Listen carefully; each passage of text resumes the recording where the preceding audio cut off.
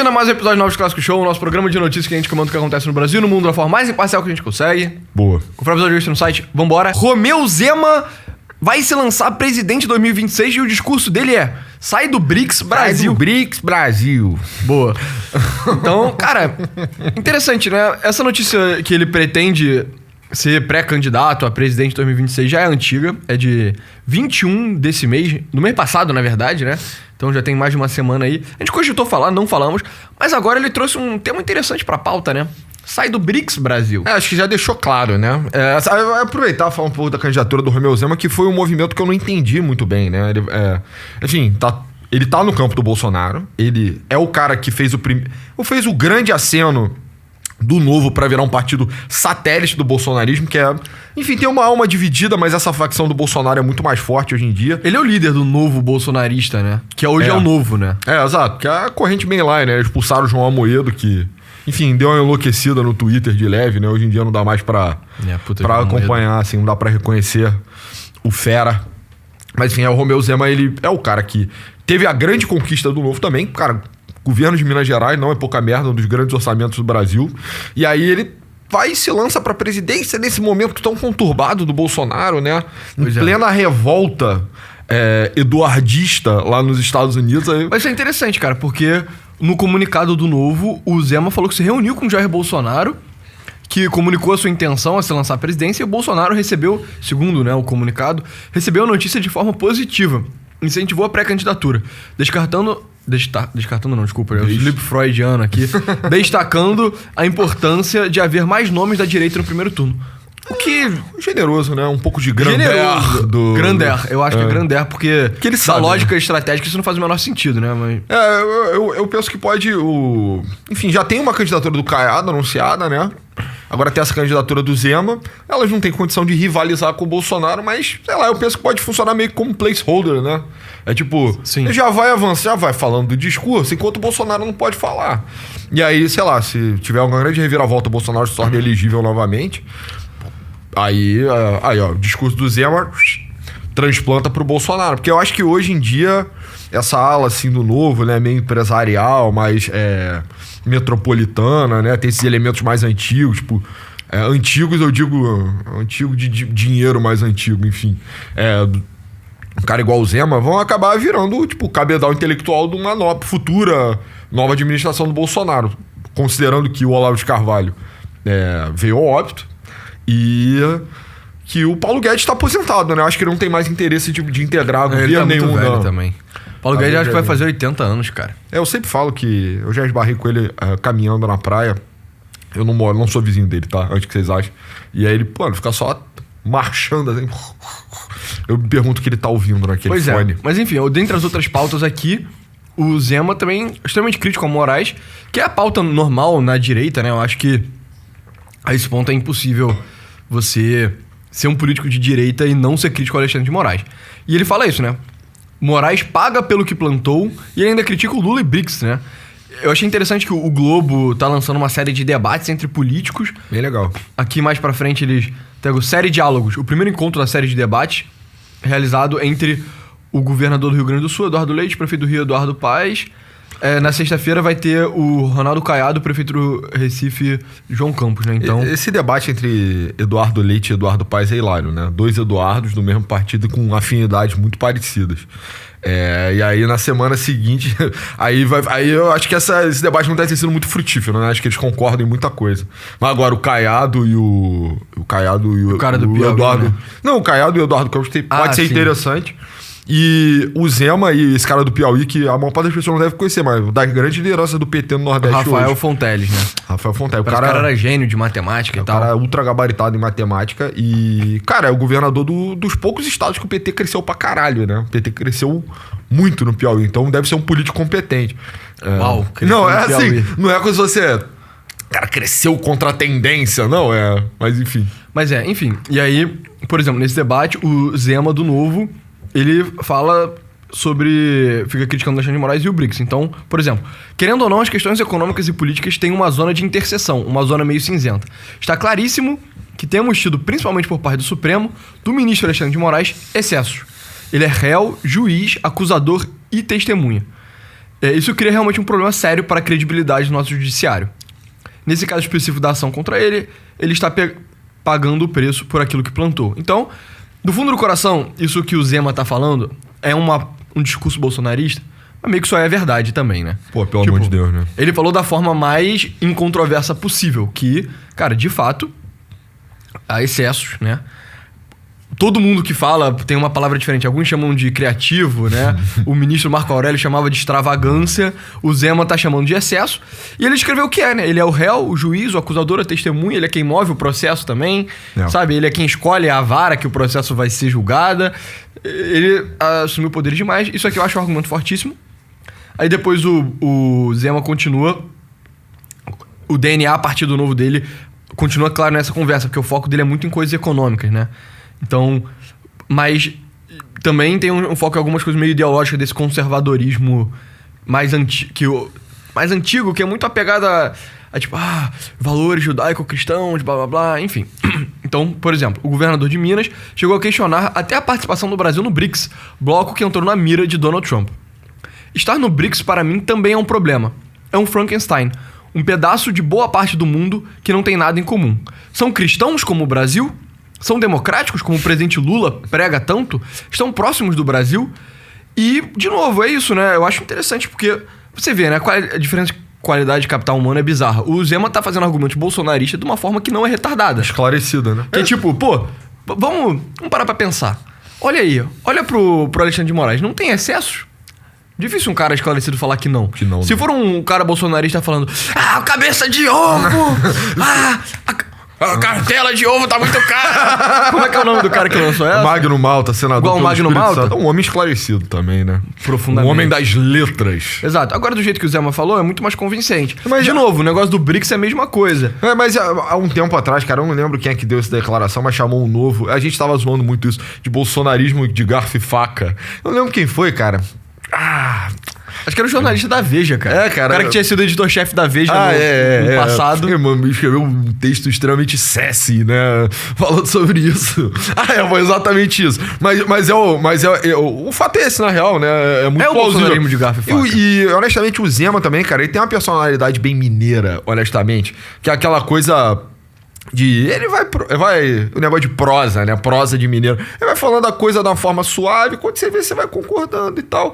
Teve a argumentação de que o Alexandre de Moraes cometeu excesso. Inequívoco. Só, sei lá, os 10% mais extremistas do país. Isso é um completo lunático de escola da realidade, sem nenhum conhecimento jurídico. Exato. Das leis, né? Mas... Aí ele faz ele tá colhendo o que ele plantou. Esse elo lógico é mais delicado, né? Porque, enfim, a coisa tá extrapolando soberania nacional, tem um debate muito mais rico. Mas ele vai falando dessa forma amena e você vai comprando. Ele tá falando da forma muito mais esclarecida que o Bolsonaro. Você nunca vai ver o Zema falando, tem que se fuder! E acabou, porra! Sabe, você nunca vai ver isso. Sim. E aí, de novo, essa argumentação do BRICS, ele tá fazendo uns argumentos até de natureza religiosa que pra mim são um pouco esquisitos, sabe? É tipo... Mas é verdade, né? O único outro o Brasil no BRICS é a Rússia. E a África do Sul, né? A África do Sul é cristã? É católica. Evangélica. Mas... Isso é verdadeiro cristianismo? Mas enfim, sim, o Brasil é o único país católico romano do BRICS. Isso é verdade. Não, é só o Brasil e a Rússia. São católicos. A África do Sul é o quê, então? Se não é católico, você é cristã? Não é cristã, cara. É animista? Enfim. Okay. Mas os outros... o fato é liderado pela China, que absolutamente não é um país cristão. E tem vários... Ateu. Tem a Índia, que é um país hindu. E vários países muçulmanos. Arábia Saudita, Irã, sunita. Sabe? Indonésia. Faltou um país ismaili, o Oman. Exato. Mas enfim, o Brasil realmente tá um pouco deslocado. Assim, é o único país também. E é o único país democrático, bem ou mal, né? Todos os outros não são democráticos. Índia... mas cada vez menos. África do Sul cada vez menos. Irã e o resto é uma full ditadura, que é a Arábia Saudita, Exato. Irã, Rússia, China. Mas é engraçado, né? Porque se você pega lá o meridiano de Greenwich, né? Partindo o mundo ao meio em Londres. O Brasil é o único país que tá totalmente nesse meridiano, né? A África do Sul. No hemisfério americano. Exato, entendeu? Então, como James Monroe. Exato. Cada vez mais a gente vai tratar nesses termos, porque tá parecendo que os Estados Unidos vai exigir do mundo, né? Então... De qualquer forma, o Brasil realmente está muito deslocado. Mas esses argumentos de natureza cultural, religiosa, política também, são muito mais razoáveis do que o comunista chinês, a China é comunista. Entendeu? É uma coisa muito mais esclarecida e vai levando, sabe? Eu não desgosto do Zema, não. Eu acho que ele tem por mais que o governo dele seja meio controverso lá em Minas, o Ciro Gomes odeia ele, por exemplo. Diz que é o maior engodo da história do país. E o fato dele ter... Mas é controverso mesmo? Porque até agora eu não entendi. Eu queria que algum amigo mineiro me explicasse. Que é o seguinte, o Zema ele era extremamente popular. Ele foi reeleito no primeiro turno com uma porcentagem de votos imensa. Aí do nada a popularidade dele caiu. Eu não entendi por quê. Você fez aquele argumento que é porque ele triplicou o salário dele. Sendo que o Zema tinha um salário que era comicamente baixo para o governador. R$8 mil. Né? Que era tipo R$8 mil. Cara... Pô, mano, tu lidera... Você é tipo o cabeça executivo de um orçamento de dezenas de bilhões. Porra... Desculpa, não tem condição a merda do teu salário ser R$8 mil, entendeu? Se fosse no setor privado, o salário seria de dezenas de milhões, tá ligado? Essa medida até é muito razoável, porque não é pra ele, né? O Zema é um cara muito rico. Eu acho que, se eu me engano, ele nem recebe salário. Mas eu acho que ele deveria estar com dificuldade de trazer capital humano com alguma qualidade pra altos cargos administrativos. Pois então, tipo, o governador ganha 24, pô, o secretário dele ganha o quê? 20, 22? Pô, se o secretário já se ganha 6 mil, como é que tu vai botar um cara... Exato. Como é que tu vai botar um cara competente ou do setor privado ou do setor público, cara? Com salário famélico, entendeu? Mas o eleitorado mineiro, ele é meio jumento também. É por isso que eu tô perguntando pros nossos amigos mineiros. Eles votam no senador Cleitinho, né? Então, esse tipo de mídia. Eu adoro Minas Gerais. Cara, pra mim, o presidente o único presidente... Eu não tô puxando o saco do Zema, não é o Zema. Mas se alguém tem condição de unir o Brasil assim, ser tipo uma síntese de todos os perfis, Minas Gerais, com certeza. Então seria um candidato meio mineiro. Tem muitos, né? Não à toa. Tem Pablo Marçal, senador Cleitinho, Nicolas Ferreira. Não, eu tô de sacanagem. Não são esses caras, mas... eu acho que, se eu não me engano, é o estado que tem mais presidentes. E pra mim é natural que pro futuro também fosse assim, né? Sabe, tem um tipo de carisma muito específico do mineiro que funciona a nível nacional. Pois é. E o Zema também canetou esse artigo aqui da próprio punho, falando que o BRICS deveria sair... Quer dizer, o Brasil deveria sair do BRICS. E publicou isso na Folha como uma matéria de opinião. Então, começa. Diga-me com quem andas e te direi quem és. Escolher bem os amigos não é só um bom conselho de pai para filho. Nas relações entre as nações, é a sabedoria para afirmar boas alianças e preservar interesses nacionais de longo prazo. Então é um discurso meio... Tipo, 1920, né? Essa parada, tipo, na relação entre as nações, sabe? Enfim... No mundo cada vez mais dividido e instável, o Brasil precisa rever suas companhias. E para isso, precisa relembrar quem é. O Brasil é um país ocidental, cuja formação é um capítulo à parte na história das Américas. Então, nossas instituições são frutos do respeito pela liberdade, pelos valores humanistas e estão alicerçados na tradição cristã. Tá certo, tudo que ele tá falando é verdade. Bom diagnóstico. Civilizacional. Então, por que damos as costas aos nossos princípios para participar de um bloco com países tão diferentes do nosso? Você vê, tá fazendo um questionamento super razoável, né? O patriciado mineiro aí, o patrício mineiro Romeu Zema, trazendo elementos novos, cara. Tipo, coisa de legado cristão é um discurso que não via muito bem articulado. Bolsonaro fazia da forma muito estúpida no Brasil, né? Sim, mas nunca conseguiu fazer o argumento assim, não, o Brasil é um caso, o Brasil tá ligado ao Ocidente, o Brasil tá ligado ao cristianismo, enfim, tá melhor articulado, né? Pois é, aí continua. Pois bem, não foi por acaso que o Brasil se juntou ao BRICS durante o governo petista, em 2009. A origem do bloco está ancorada na mesma lógica maniqueísta do confronto entre ricos e pobres que o PT sempre propagou. Uma tentativa de opor artificialmente países emergentes a economias desenvolvidas. Não há nenhum elo cultural ou geográfico entre seus membros. Isso é verdade pra caralho, né? O BRICS é um bloco extremamente esquizofrênico, assim. A gente fala essa parada aqui no canal há muito tempo, né? Que é um saco de gatos total. Países que não faz sentido a Índia e a China estarem no mesmo bloco. Não faz sentido. O Irã e a Arábia Saudita é insano, assim. Sim. E a origem do termo BRICS é meio que uma piada que foi longe demais, né? Foi o quê? Foi um economista do Goldman Sachs. Aí criou o conceito para, tipo, esses aqui são os países que têm tendência forte de crescimento daqui para frente. Então, você é um investidor de mercados emergentes, Brasil, Rússia, Índia, China, blá, blá, blá. E aí isso virou uma identificação política, os países começaram a se associar cada vez mais, expandir, montar e... como o Zé vai pontuar, avançar muito pouco, na real, né? Pois é. Porque os interesses são divergentes demais, cara. Então eles não conseguem se organizar pra muita coisa, a não ser alguns deles, né? Pelo menos tentarem criar um discurso de multipolaridade, de antagonismo ao norte global. Varia Exatamente. o grau de adesão de cada um dos participantes a isso, né? Então, ele continua. Hoje, o BRICS nada mais... Na verdade, é que tem, né? Não há nenhum elo cultural ou geográfico entre seus membros. Tampouco é um bloco comercial. Não há zona de livre comércio, não há acordos tarifários, nem fluxos privilegiados de investimento.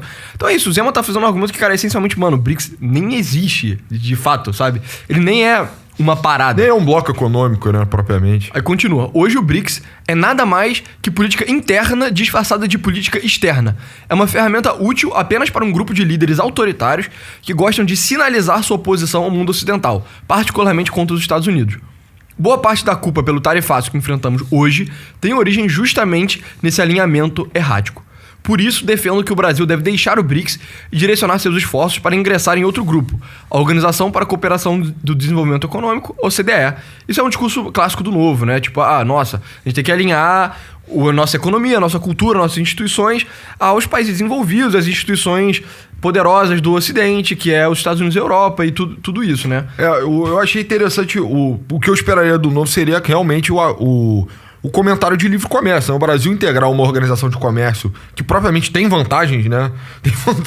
Você tem fluxo incentivado de capitais, de importações, você sinaliza para o mercado de investidores global que, pô, galera, tamo bem aqui pra cacete. Seria a adesão estritamente econômica. Rapidinho, eu consigo até imaginar, alguém pode estar em casa pensando, pô, cara, não, que isso, vocês estão falando que não tem capital privilegiado, e o Banco dos BRICS? É tipo, mano, Banco dos BRICS, presidente do Banco dos BRICS é a Dilma, brother. Nada que tem... Desculpa, tá? Eu nem sou tão antipático a Dilma assim, mas nada que tenha a Dilma como presidente vai funcionar bem. Pelo amor de Deus, né? Sorry. Não, e eu meio com cargo... Enfim, e se a Dilma fosse boa, né? Digamos, suposição aqui. Pô, mas ela não recebeu esse cargo... Ela recebeu esse cargo como indenização, né? Pelo trauma dela, né? Vamos ser bem honestos. Por nobre serviço ao Partido dos Trabalhadores. Todo mundo que foi fiel ao Lula no seu momento mais baixo foi extremamente privilegiado. E é hilário, cara, porque... Enfim, breve parênteses. A Dilma tem várias acusações de assédio moral, né, nos BRICS. Você não sabe... Você chegou a ver essas notícias? Que a Dilma é meio grossa. Não, ela mandou o chinês lavar atrás da orelha. Tem esse depoimento mas claro. É assédio moral? Porque eu acho que pra padrões chineses isso não é nem um pouco assédio moral, né? A gente sabe que os chineses são bem duros nas palavras, no ambiente de trabalho. Mas pro brasileiro né? Tipo... enfim. Esse lado megera da Dilma eu não conhecia. A questão cara, você só não tem muita vantagem em estar nos BRICS, além da articulação a nível político mesmo, né? É pra você fortalecer discurso, caralho, achar que você é mais importante que você é. Exato. Então, um exemplo claro de um país que usa a política externa como uma ferramenta pra política interna é o Irã. Então, por exemplo, o regime do Irã de hoje, que é o regime revolucionário da Revolução Islâmica que teve, ele é todo alicerçado na ideia de que os Estados Unidos basicamente tinha transformado o Irã numa colônia na época do Shah, e aí eles fizeram a revolução pra tirar a influência do grande Satã do Norte e o cacete A4. Então, pro Irã, mesmo que faça sentido geopolítico parar de brigar com os Estados Unidos, eles têm que continuar brigando, porque é o que dá legitimidade pro regime deles. E o BRICS, ele acaba servindo um pouco isso, né? Se você é um político que julga que te traz legitimidade ou popularidade, algum tipo de benefício político interno, você ficar se opondo aos Estados Unidos e à Europa, aí você entra no BRICS e você fica comprando o discurso. Basicamente, essa é a única função do BRICS, e eu acho que o Zema foi um diagnóstico, muito bom. E aí... Mas, cara, pensando assim, dentro mesmo dos BRICS, você tem também um gradiente de adesão ao bloco. Então, sempre que você vê uma proposta surreal, por exemplo, de unidade monetária, né? Estavam lá, os BRICS vão ter a sua própria moeda para romper com o padrão dólar globalmente. Quem propôs isso? Foi o Putin. É o cara que tem tremendo motivo pra estar botando lenha nessa fogueira dos BRICS. E era um cara que tinha um certo distanciamento antes da guerra da Ucrânia. Você vê, a Arábia Saudita, por exemplo, nunca vai propor nada disso, porque é aliadaço dos Estados Unidos. Nem a própria Índia vai, entendeu? Apesar de faz tem um comércio pragmático com a Rússia, mas você não vê o Modi cagando na cabeça do Trump. Pelo contrário, né? Você vê, inclusive, os Estados Unidos e a Índia estreitando relações comerciais na tentativa de conter a China, que também tá no BRICS, entendeu? Então, a iniciativa... O banco do BRICS fica onde? Fica lá na China também. Então, você vê que os países estão nessa. Alguns são mais corajosos, corajosos não, né? Mais bravateiros, usam realmente como instrumento político. E outros são mais discretos, estão ali porque... tô de olho, entendeu? Eu tô sendo pragmático. A Índia eu enxergo muito assim, sabe? Tá ali porque, vai que sai um negocinho, vai que sai uma paradinha boa daqui e tal. Eu não quero tá mal na fita também. E aí o Brasil tinha uma posição mais pragmática, até porque o BRICS era mais uma piada mesmo, antigamente. Antes da guerra da Ucrânia. Antes da guerra da Ucrânia, né? Antes desse antagonismo gigante entre os Estados Unidos e a China. Da guerra comercial entre Estados Unidos e China, o Brasil dava o devido tratamento a coisa que, cara, é uma piada, né? Enfim, é legal e tal, sul global. Amigos, emergentes. É um negócio aqui, todo mundo... Caraca, uma reunião diplomática muito maneiro. Igual a COP30 que tá rolando agora. Todo mundo viaja, bate umas fotos bonitas aqui. Caraca, foda. Rio de Janeiro. Essa cidade aqui é incrível. Essa cidade é maravilhosa. Nenhuma outra cidade poderia proporcionar uma foto tão foda como essa, enfim. Exato. Pra quem não sabe, provavelmente comeram, né? No restaurante que tem aqui do lado, que é a melhor churrascaria do Rio hoje em dia. É o Assador? É o Assador. Que é muito caro, mas é muito boa também. Então, se você quiser uma churrascaria... Imagina você comer uma picanha foda olhando essa vista aí, né? Não tem como não se apaixonar. Será que o Modi comeu a picanha? A famosa picanha do Lula? Não sei, né? Ele é hindu, né? É aquele estrito aderente? Não sei. Deve ser, na real, né? Mas enfim, aí... Agora, hoje em dia, o BRICS significa uma coisa completamente... Aqui, ó, bate umas fotos maneiras. Etiópia também, né? Um país que, puta, não tem nada a ver com nada. Sabe? Cristão, em parte, pelo menos. Sim. Budade. Mas exato, o BRICS era isso, né? Era um negócio pra bando de líderes se juntar, bater umas fotos, os diplomatas viajam, sabe? O pessoal adora viajar, né, cara? O político adora viajar, mas, enfim... E aí, hoje em dia, o BRICS significa uma coisa completamente diferente. O Brasil não tem propriamente motivo pra ser, tipo... O propagandista, né? Exato. O grande propagandista. O Lula assumiu essa posição pra si, tipo, um anti-americanismo muito imaturo, né? Não sei se em parte pra justificar o que viria a acontecer com o Bolsonaro. Eu não sei o quão pragmático é essa decisão, mas a pessoa não faz muito sentido, né? Pois é. Agora a gente vai ser retaliado à toa, basicamente. E aí a proposta do Zema seria entrar na OCDE, que traz várias vantagens, né? Então, representaria um compromisso com o Estado de Direito.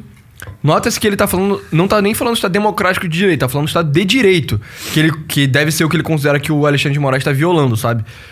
Com boas práticas de governança, com transparência fiscal e com marcos regulatórios modernos. Então, bem partido novo isso, né? Os países membros são muito ricos. Entrar nesse grupo é conquistar um selo de confiança institucional. Isso atrai investimento, reduz juros e estimula o crescimento. Além disso, os países da OCDE representam o que o brasileiro admira. Pergunte nas ruas em quais países as pessoas sonham em viver, trabalhar ou visitar e ouvirá uma lista de nações ocidentais livres e democráticas. É para lá que a maioria dos que saem do Brasil em busca de oportunidades. Por que não levar o país nessa direção? E aí, pra mim, esse é o argumento que eu já repeti incontáveis vezes. Que é por que eu acho que essa estratégia do Lula de se fechar perante os Estados Unidos e o Ocidente como um todo e pular 100% no colo da China é uma estratégia que, no curto prazo, ela pode até funcionar, mas no longo prazo ela tá fadada a fracassar. Que é, cara, as elites brasileiras, e não só as elites, né? Toda a sociedade brasileira é ocidental. Eles gostam dos países do Ocidente. Já falei, desembargador, quando ele vai tirar férias, ele não vai tirar férias em Guangzhou, cara. Ainda. Ele nunca vai, cara, sabe? Não vai, Antonzão. Não, desculpa. É difícil. Mas... sabe, ele não vai tirar férias na Indonésia, na Etiópia, cara. Não, entendeu? É foda também, porra. Quais são os outros países? Tinha aqui, o Lula tava batendo foto... Cidade do Cabo, destino foda, tá? Eu iria. Então, por exemplo, aqui tem umas fotos do Lula em missão diplomática, mas os outros países... Pô, o Xi Jinping tá foda nessa foto. Ele tem, verdadeiramente, tem aura. Mas, por exemplo, os outros países aqui, cara. Vietnã... Tu acha que o desembargador quer tirar férias no Vietnã? Não quer, cara. Hanoi? Nigéria. Tu acha que o desembargador quer tirar férias na Nigéria? Vamos lá. Abu Dhabi. É maneiro. Mas nem é. Vamos ser sinceros, nem é. Não é muito a minha vibe, não. Não sou um cara muito de ninguém, cara. Não sou muito de shopping, não. Mas ninguém realmente gosta de Abu Dhabi. Eu conheço muita gente que foi pro Oriente Médio a trabalho, caralho. O nego fica tipo, cara, puta, o Dubai é uma merda, tá ligado? E eu falo desembargador porque desembargador é o exemplo... elite com mais poder político propriamente dito. Mas a galera mais ligada ao Romeu Zema, que serão os empresários e os caralhos, mesma coisa, cara. Não querem ir pra esse lugar de tirar férias. Aí você pode estar pensando, ai, pessoa, você tá falando de tirar férias, babá, mas não é só férias, cara. É ser amigo desses caras, entendeu? Você acha que o empresariado brasileiro, na medida que vai ter amigo internacional, quer ter um bando de chinês como amigo? Ou quer ter, tipo, os americanos e os europeus, que tem uma cultura muito mais alinhada? Botar o filho pra estudar nas universidades. é um clichê no Rio de Janeiro e em São Paulo, que tem vários colégios, tipo British School, American School, Canadian School, sei lá o quê, que é onde nego ricaço manda os filhos pra estudar lá fora. Nego não tá botando o filho na escola chinesa, né? Nego não tá botando o filho na escola vietnamita pra estudar engenharia lá na China. Apesar de que, sei lá, engenharia, por exemplo, a China é o país melhor do mundo. Mas ninguém faz isso, cara. Porque as elites brasileiras não querem. E o Zema, ele tá articulando esse argumento de uma forma muito boa, né? Que é isso. Os países da OCDE representam o que o brasileiro admira. E o brasileiro médio e a elite. Então é isso. Tipo, na minha opinião, esse discurso do Zema de... Cara, vamos nos afastar do BRICS e colar com o Ocidente... Por mais que no curto prazo ele possa não vencer, no longo prazo, na minha opinião, é absolutamente inevitável, assim. Cara, é porque eu acho que esse problema ele é maior do que o Brasil, né? Porque as elites da China também estão mandando os filhos para os Estados Unidos. E as elites da Rússia estão mandando os filhos para Londres. É porque ainda é meio que o epicentro do mundo, né? Ainda não teve a grande quebra, assim, de hegemon, essa grande introversão, multipolaridade. Você ainda tem facilidade para acessar essas universidades do globo inteiro. E no Brasil isso é uma história muito antiga, né? O Brasil não teve universidade até meados do século XIX, assim. Então, antes disso, os filhos das elites brasileiras iam para a Universidade de Coimbra, a Universidade de Lisboa, e alguns tinham a chance de ir para Paris. José Bonifácio estudou na Alemanha engenharia metalúrgica. Então, tem uma longa tradição de elites brasileiras mandarem seus filhos para fora para estudar e acessar esses lugares e terem como referencial cultural. Só um comentário adicional também. Eu consigo imaginar o cara que tá assistindo pensando, não, cara, que é isso? Tem um bando de esquerdista lunático que gosta da China. Cara, será que eles gostam da China mesmo? Porque os esquerdistas lunáticos que eu vejo no Brasil, eles replicam discursos das esquerdas lunáticas americanas, entendeu? Cara, a parada pra mim é que eu nunca vi esse discurso na natureza, assim. Sabe? Exato. Eu nunca, quando eu falando com um coroa... eu nunca vi um coroa bem de vida chinesista. Eu já vi vários agitadores na internet brasileira que são chinesistas. Mas eu acho que é muito superficial, cara. Sabe? O quê? Os agitadores chinesistas na internet brasileira, sabe? Então, né? Então, mas eu não falo nem de grana, estão comendo cara. no restaurante chinês todo dia, né? Eu acho... Nós também. Pelo menos às vezes sim. Eu acho até que... Até a galera que não tá recebendo grana, então, sei lá, pega um... Pick your web comunista médio. Esses caras são muito mais americanistas, cara, do que chinesistas. Eles estão articulando politicamente a coisa. Como o Zema falou, isso serve uma agenda interna também, né? Então, se você criar uma... Você vê, né?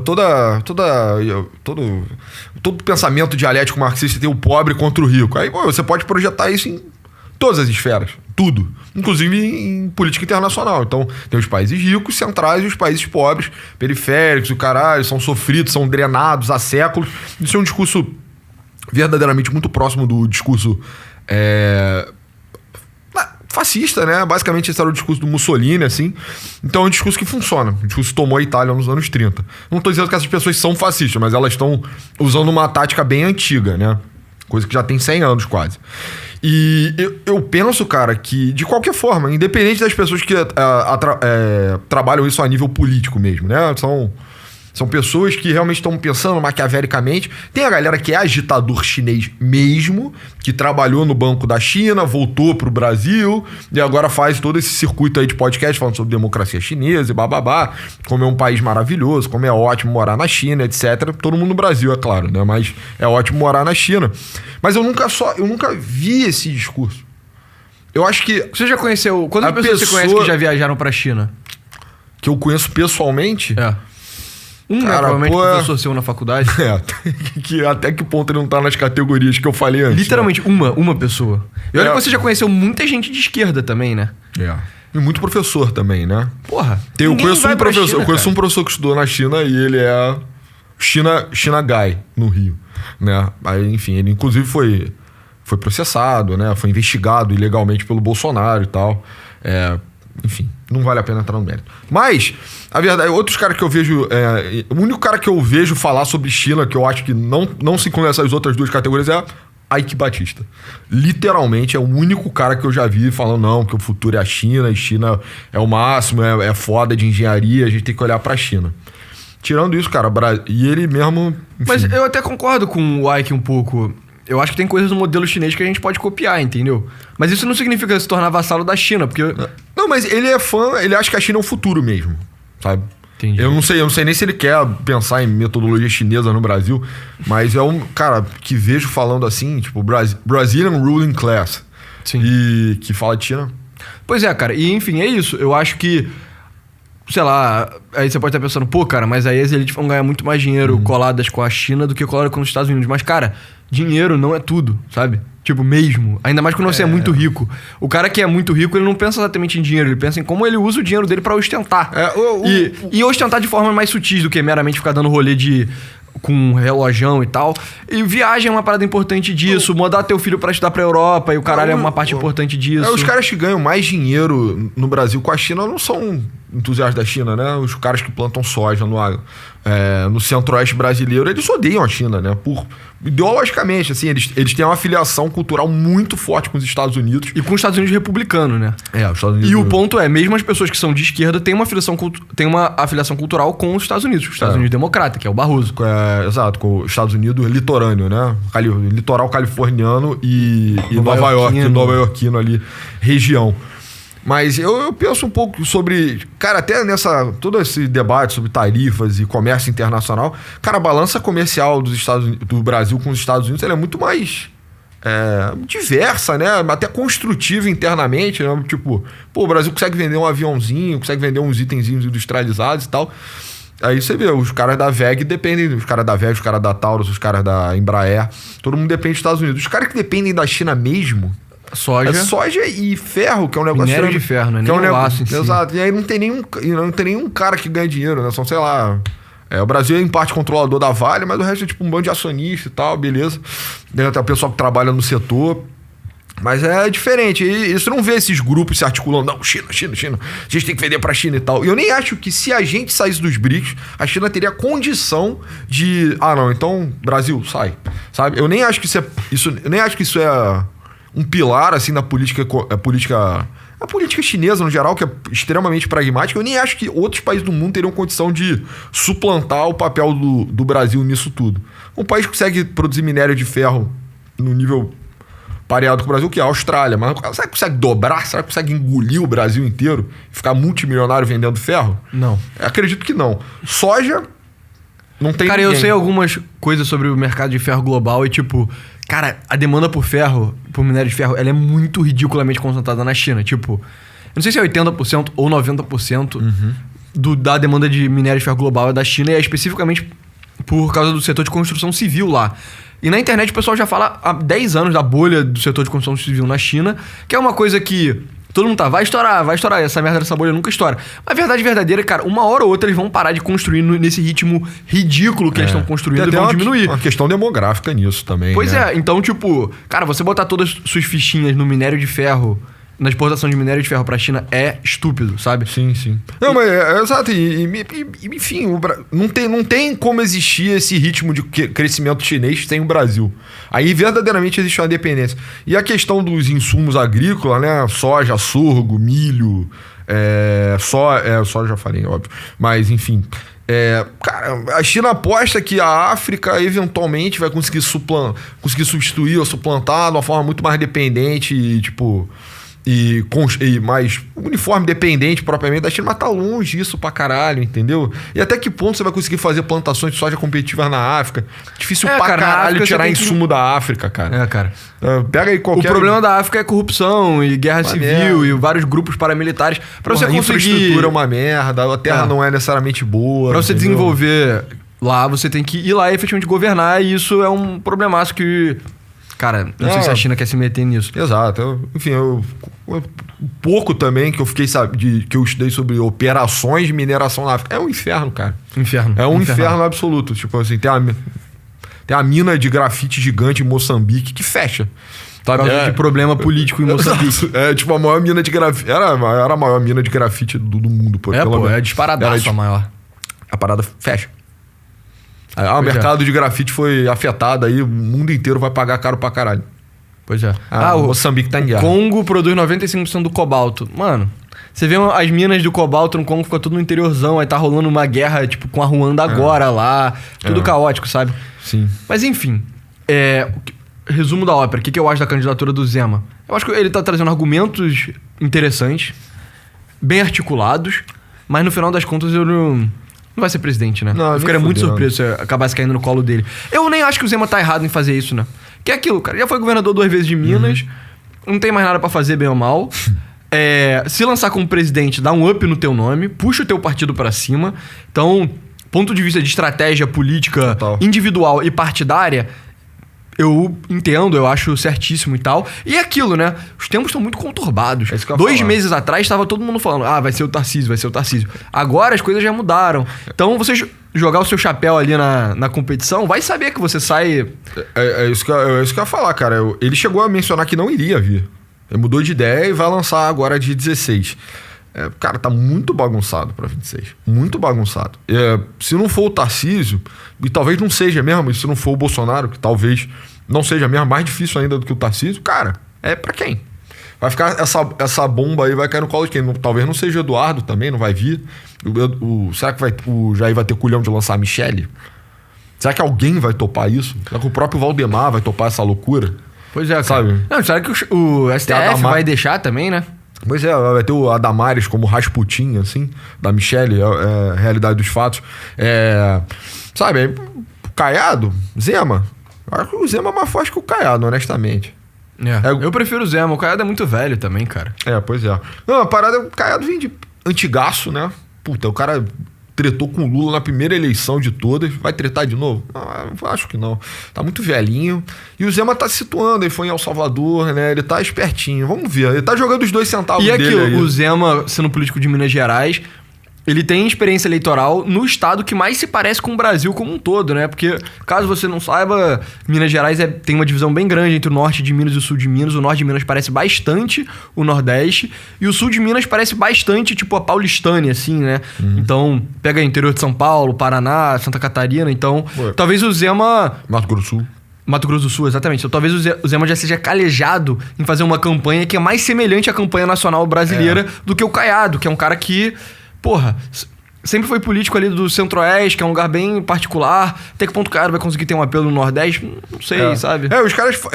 enfim, na democracia brasileira, sempre, na Nova República, né? Pelo menos, pra você ganhar o Brasil, você teve que ganhar Minas. Né? Quem ganhou Minas, ganhou o Brasil. Exato, então... E você viu, a última eleição, cara, entre o Lula e o Bolsonaro, de 2022... Tava todo mundo tipo, cara, quem vai levar Minas? Quem vai levar Minas? Aí foi muito apertado a margem em Minas. E o Lula levou por muito pouco, o que se repetiu na eleição nacional. Foi a margem super apertada, foi menos de 2 pontos percentuais de diferença. E o Lula levou, então... O Minas Gerais é o coração do Brasil mesmo. É o espírito brasileiro. Eu acho que ele tá perdido ali em algum lugar em Minas Gerais. E... eu penso, cara, que é uma forma também do Zema colocar skin in the game também, entendeu? Então ele vai fazer um trabalho eleitoral em Minas Gerais, ele vai... fazer enfim, correr atrás de aumentar a influência dele no estado, mobilizar os cabos eleitorais, conversar com os prefeitos. Ele vai ele vai fazer, de certa forma, uma campanha muito forte de direita dentro do estado, com máquina. E aí depois ele tem que transferir esses votos, né? Mobilizar esses votos para quem chegar no segundo turno. Eu suponho que não vai ser ele, né? Mas, exatamente, de qualquer forma, então, tipo assim, o Zema falou, cara, vou brigar por uma vitória da direita em 2026 com skin in the game, sabe? Então... Exatamente, mas é isso. Esse foi o Novos Clássicos Show de hoje. Muito obrigado por ter assistido até aqui. Entra no site www.novosclassicos.com.br, tem conteúdo extra gratuito e pago pra vocês apoiarem o canal. Assine, tem 2 planos, um de 12 e um de 25. Garanta que a gente vai continuar fazendo esse trabalho muito bacana aqui todo dia no YouTube. A gente faz lives, meio-dia, segunda a sexta-feira na kik.com, tem o link na descrição. Já. Nos siga no Twitter, meu arroba é pessoa A99. Meu é @novosclassicos, @do pessoa. Valeu.